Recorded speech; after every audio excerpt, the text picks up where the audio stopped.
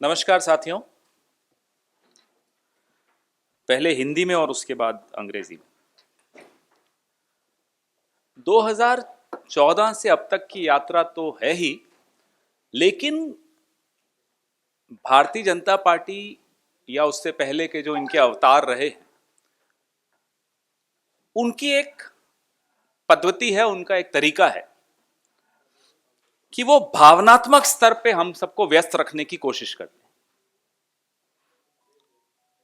अलग अलग भावनाओं का इस्तेमाल करते हैं कि समाज हमेशा भावनात्मक स्तर पे व्यस्त रहे, जूझता रहे, संघर्ष करता रहे, परेशान रहे, और ये सत्ता में हो या विपक्ष में हो, ये भावनाओं पर खेलते हैं।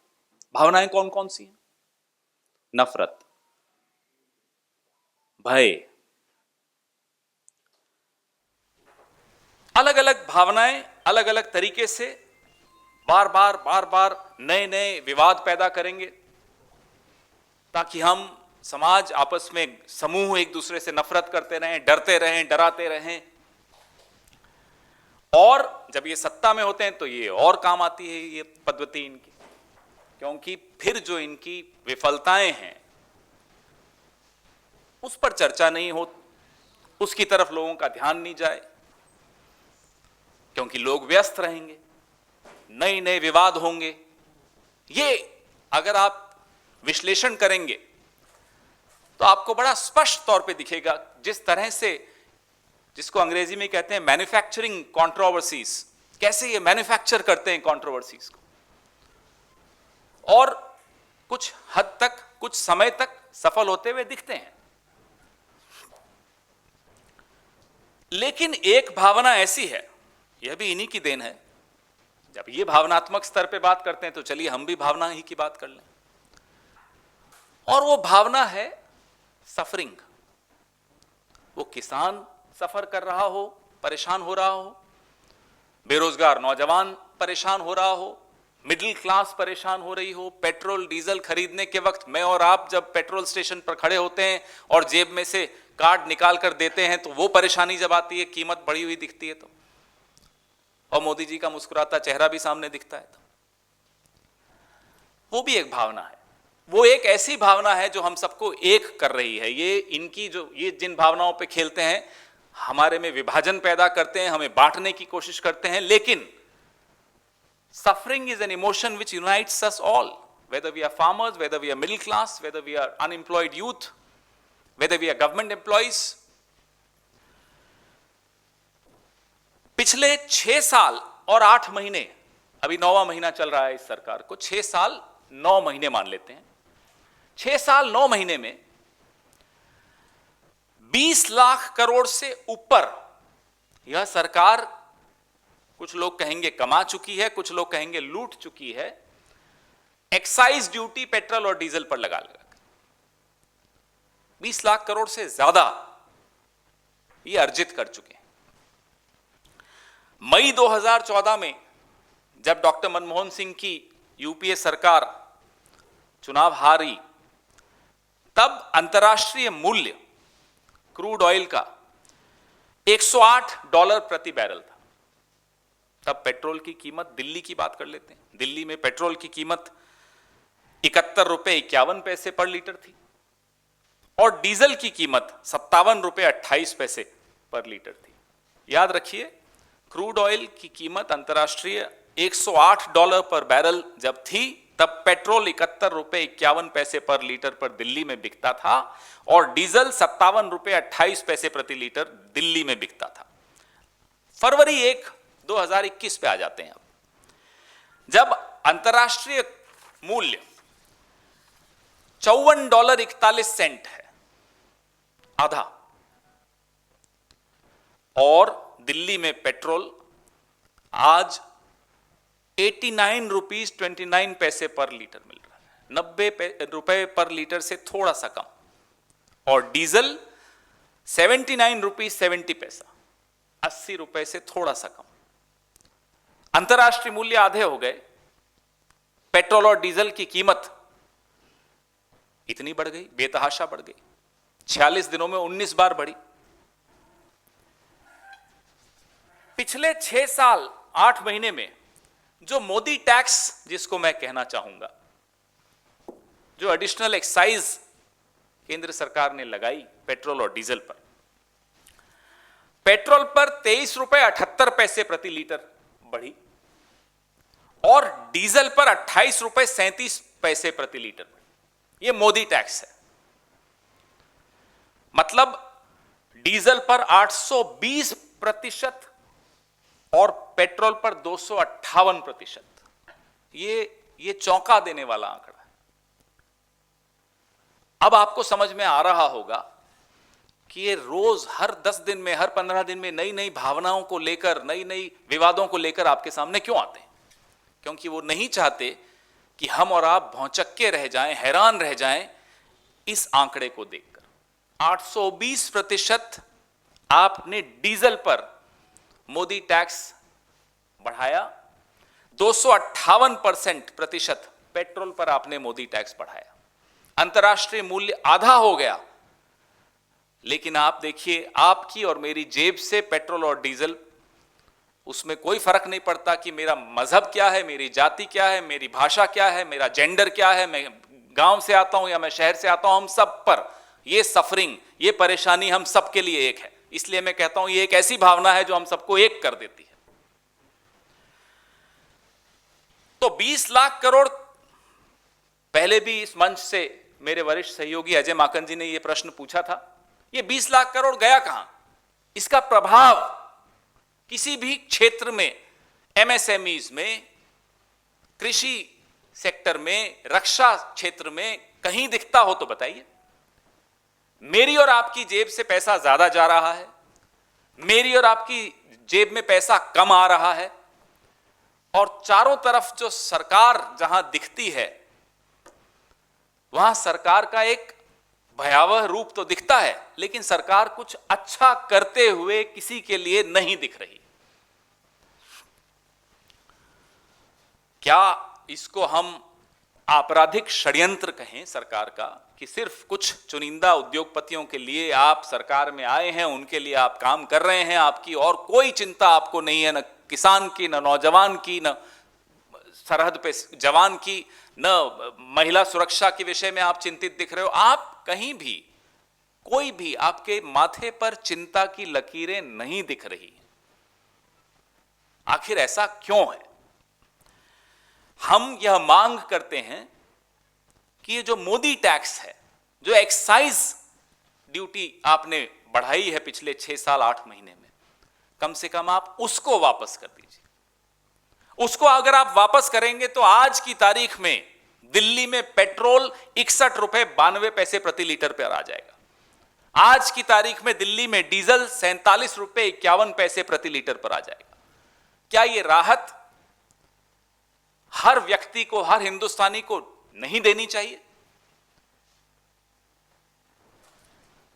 हम इनकार करते हैं आपकी ये भावनाओं का, जो आप खेल खेलते हैं, हम इसमें शामिल नहीं होना चाहते। हिंदुस्तान उसमें शामिल नहीं होगा, हिंदुस्तान इसको रिजेक्ट करता है। ये जो आप रोज नए विवाद पैदा करते हैं, इन विवादों से हिंदुस्तान का, एक एक हिंदुस्तानी का कोई लेना देना नहीं। आइए मूल बात करें, असली मुद्दों पर बात करें। असली मुद्दा है, मेरी जेब से मैं पेट्रोल और डीजल के पैसे ज्यादा क्यों दे रहा हूं। कल मेरी एक सहयोगी ने एलपीजी के भी विषय में बात की। ये तमाम मुद्दे ऐसे हैं जो हमारे घर की व्यवस्था, अर्थव्यवस्था को चौपट कर रहे हैं। हर हिंदुस्तानी ये मांग करता है, ये हमारा हक है, ये राहत हमारा हक है। सरकार साबित करे, ये राहत हमें देकर कि ये सरकार हम सबके लिए है, हर हिंदुस्तानी के लिए है, केवल हम दो और हमारे दो के लिए नहीं है। Not just since 2014, but if you see the ideological journey of BJP in its various avatars, whether it was Jan Sangh, whether it was Hindu Mahasabha, or the umbrella organization called the RSS, the ideological journey of this organization in its various avatars has been playing on emotions, has been to keep people busy at an emotional level. And what are the emotions they try and bring?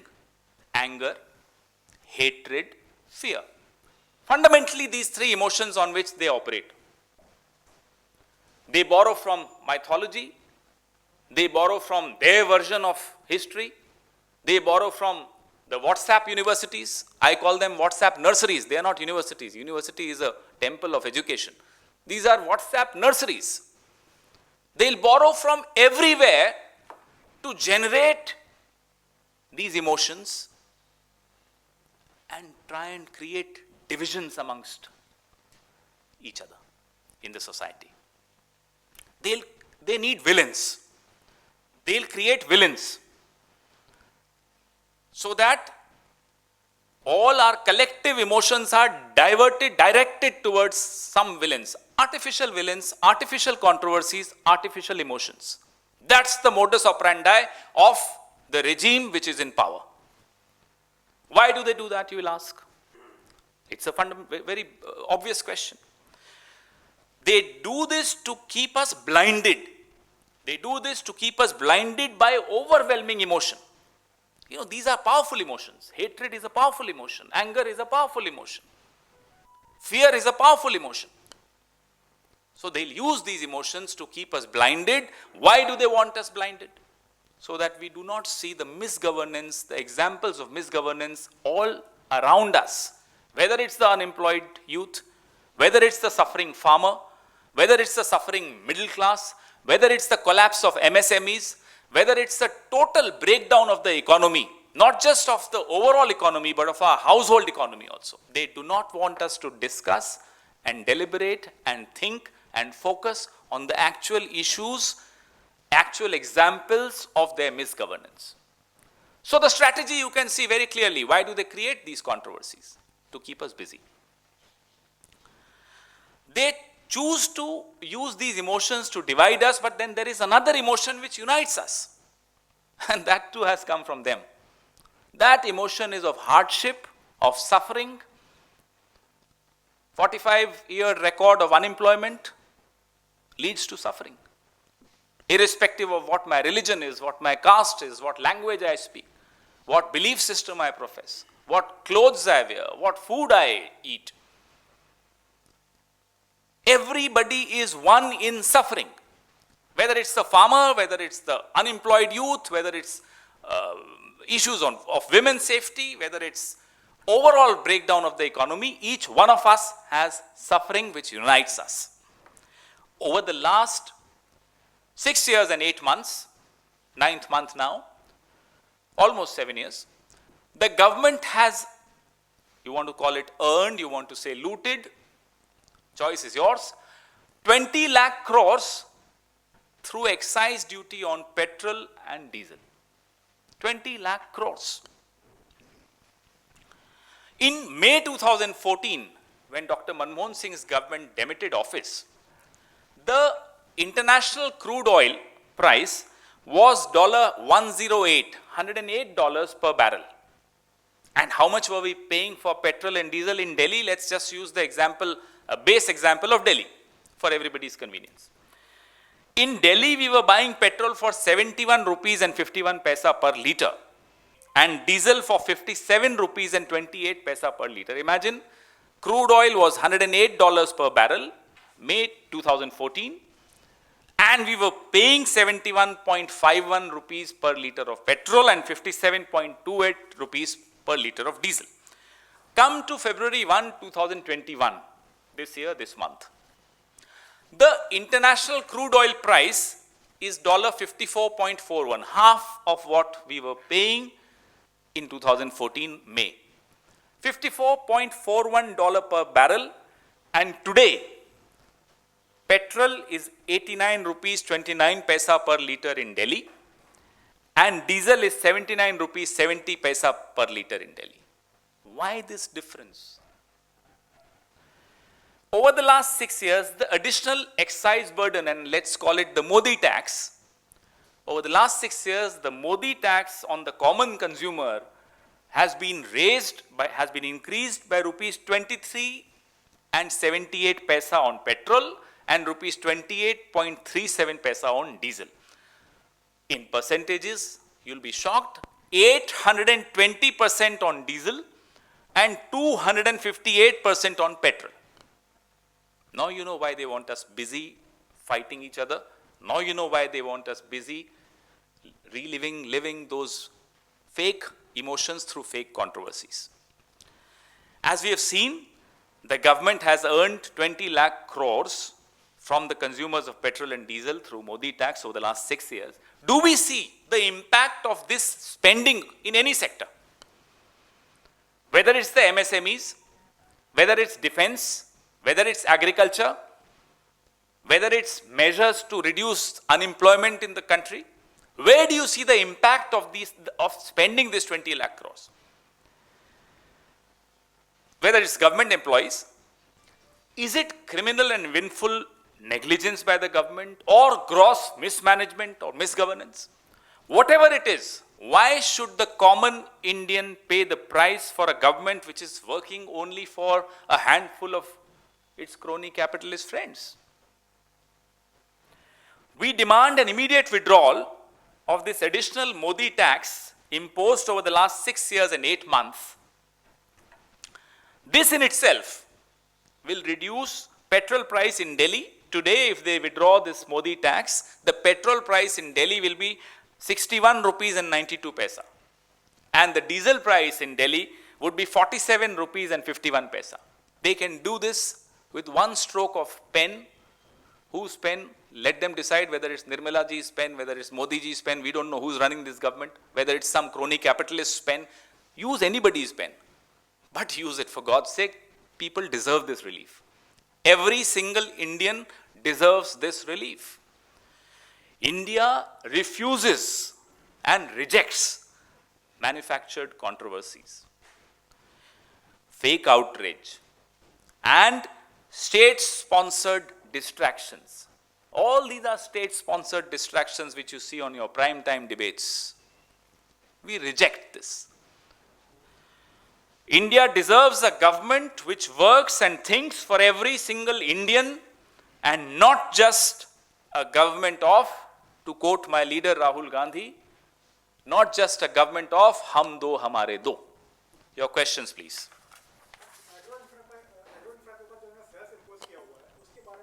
Sorry?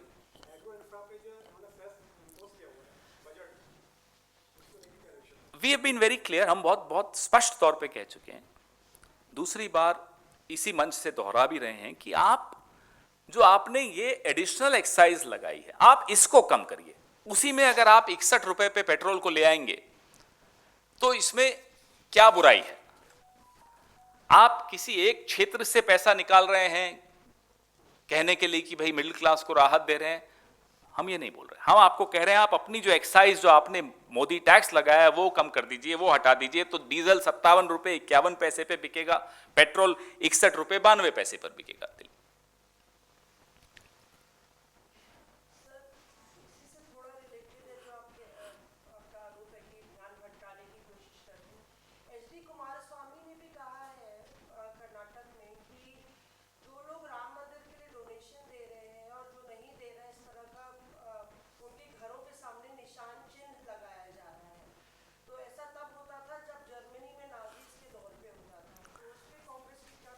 जो सरकार किसी भी वर्ग के लिए कुछ भी करते हुए नहीं दिख रही, जो सरकार चारों तरफ उसकी विफलताओं के उदाहरण सबको दिख रहे हैं, मेरी जेब में दिख रहा है, मेरे घर में दिख रहा है, मेरे घर की अर्थव्यवस्था में दिख रहा है, उस सरकार से आप और क्या उम्मीद करेंगे? वो आपको कैसे व्यस्त रखेगी?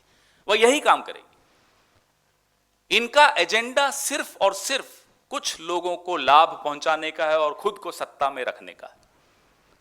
उनको कोई चिंता नहीं है कि कितनी बेरोजगारी बढ़ गई, उनको कोई चिंता नहीं कि किसानों की क्या स्थिति है, उनको कोई चिंता नहीं है कि महिलाएं सुरक्षित महसूस करती हैं या नहीं. उनको किसी भी वर्ग के लिए कोई चिंता नहीं है. ऐसे में वो इस तरह से कि बांटने वाले काम करते रहेंगे और हम उनका असली चेहरा बेनकाब करते रहेंगे आपकी मदद से.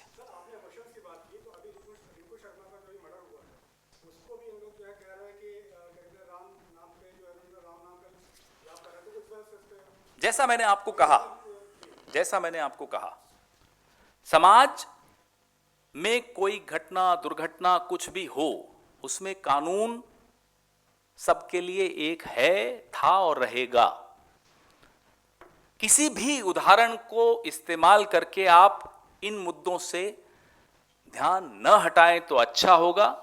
जो मुद्दे मेरी और आपकी रोजमर्रा की जिंदगी, जीविका से जुड़े हुए मुद्दे हों।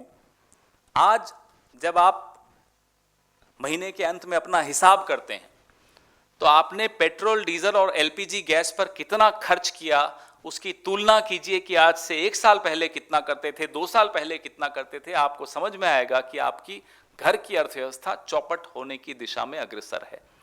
क्या यह प्रश्न महत्वपूर्ण नहीं है? क्या मोदी जी को इस तरफ ध्यान नहीं देना चाहिए? क्या यह शोभा देता है इन सरकारों को और इनके पिट्ठू मीडिया को, जो काफी हद तक अब शांत हो रहा है आप लोगों की वजह से, आप अच्छा काम कर रहे हैं? क्या उनको शोभा देता है कि इस तरह की मैन्युफैक्चर्ड कंट्रोवर्सीज में लोगों को व्यस्त रखें? I'll come to that. Since you are saying that there is deliberately a diversionary tactic being adopted to shift the narrative from actual issues, do you see Disha Ravi's case also in the same light? Because this has become a huge controversy. She's been arrested. The Delhi police also on the lookout for Nikita Jacob also, and they are saying that there were WhatsApp groups that were deleted, there were chats that were tweeted around. She had interaction with Greta Thunberg. Do you see this in the same light, sir? A man who thinks he is a Superman, who has 303 seats under his belt, who wants an image about himself of being a rock star across the world wherever he goes, is scared of a 21-year-old. Now that's the truth about the man. How does India interpret this truth? I leave it to you and your wisdom. Can the great Indian democracy, with all its institutional wisdom, get shaken up by a 21-year-old activist? I want to ask. It's not just a government which distracts. It is a government which is afraid, and we know why it's afraid. This government is afraid because they know they've done nothing for no one. They know the construct on which they stand and seek applause from all of us is a very fragile construct. It's a construct which has Mr. Modi's ego in it and nothing else. And ego is always very, very fragile. That's the truth of this regime.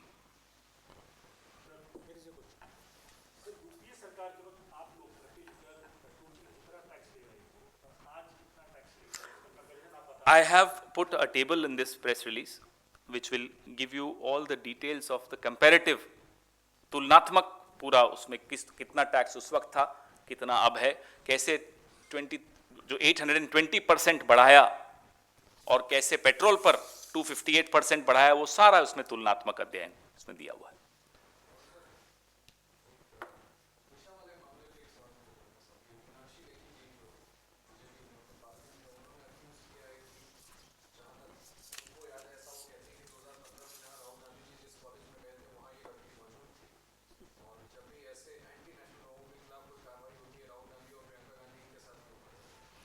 मैं जब vote देने गया था 2014 में तो मीनाक्षी लेखी भी उसी booth में मौजूद थी। इसका अर्थ क्या हुआ? जो मैं सांस लेता हूं यही, इसी ऑक्सीजन को मोदी जी भी ले रहे होंगे यहीं आसपास कहीं, उम्मीद करता हूं इसी ऑक्सीजन को लेते होंगे, हो सकता है बाहर से लाते हों। क्या, किस तरह की, क्या क्या लॉजिक है? ये तर्क क्या है? हम सब एक संविधान से बंधे हैं। ये संविधान हमें प्रोटेस्ट करने का अधिकार देता है। इसी अधिकार का उपयोग करते हुए इन्हीं के नेता, सच या झूठ मैं नहीं जानता, कई लोग आकर बोलते थे कि हमने इमरजेंसी का विरोध किया और देखो हमने संघर्ष किया, हम जेल में रहे। असलियत तो हमें मालूम है कि कैसे उस वक्त के संघ प्रमुख ने पत्र लिखे थे इंदिरा जी को, उस वक्त भी माफीनामे ही लिखे थे। तो आप प्रोटेस्ट करें या आप चुपचाप पर्दे के पीछे से अन्ना आंदोलन करवाएं, तो आप तो देश के लिए कर रहे हैं। क्या हुआ लोकपाल का बताइए, कितने केस गए लोकपाल में, किसी ने सुना है कुछ? मैंने तो कोई स्टोरी नहीं देखी किसी मीडिया में। कहां है वो लोकपाल? कहां है विनोद राय? कहां है 2G? कहां है कॉमनवेल्थ गेम्स? ये जो फेक कंट्रोवर्सीज का मैं बार बार जिक्र करता हूं, ये तब से शुरू हुआ था।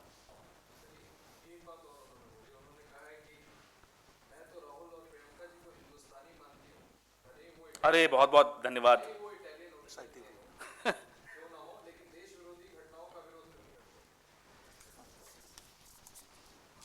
हो सकता है अगले कैबिनेट में मोदी जी इनको स्थान दे दें, मैं तो यही शुभकामनाएं दूंगा।